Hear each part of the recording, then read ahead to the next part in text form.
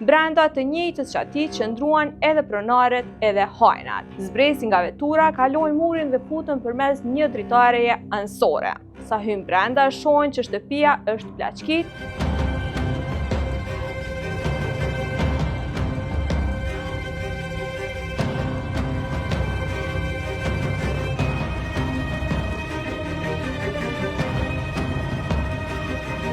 Një natë e zakonshme Ramazanit u kthye në një ngjarje si prej filmave në qytetin e Gjilanit. Ishte data 23 mars. Familja Shala po bënte iftar në restorantin e vet, pa pas fare idenë se çfarë po ndodhte në shtëpinë e tyre, vetëm pak metra më larg. Atko, një vetur me 3 persona afrohet ngadalë tek shtëpia e tyre. 2 prej tyre të maskuar zbresin nga vetura, kalojnë murin dhe futën përmes një dritareje anësore.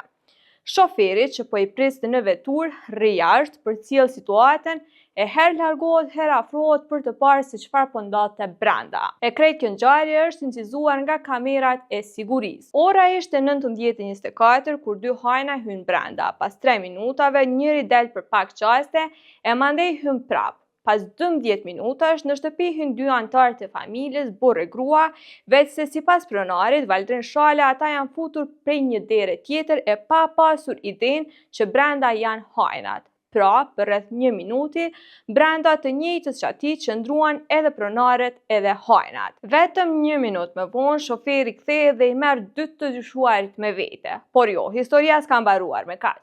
Pas 2-3 minutash, pronarët largohen e të dyshuarit e njëjtë kthehen edhe një herë brenda, ndoshta me marrë diçka që e kanë lënë ose me përfundu grabitje. Rreth orës 19:52, pra afro gjysmë ore brenda shtëpisë, 3 të dyshuarit largohen përfundimisht. Pra, plaçkitja pretenduar nga Shala zgjat rreth gjysmë ore me disa minuta pauzë.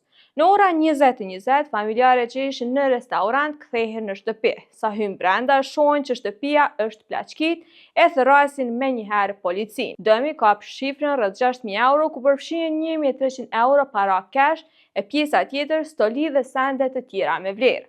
Policia gjatë hetimeve u zbulon që targat e veturës së përdorur nga grabitësit ishin shpallur si të humbura më herët.